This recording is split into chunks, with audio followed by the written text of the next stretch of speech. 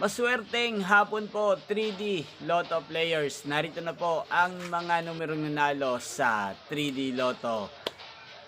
5 PM result, July 31, 2026. Araw ng Biyernes. Kaya kunin nyo na po ang inyong mga ticket.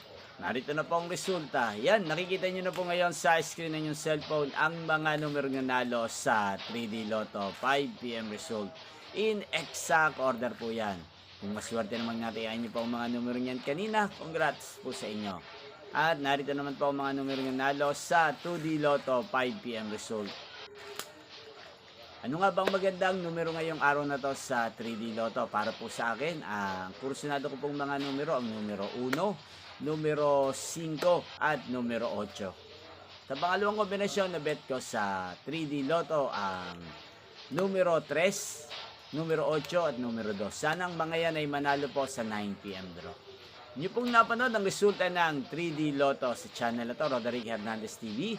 Muli niyo pong mapapanood ang resulta nito mamayang 9 PM. Thank you for watching.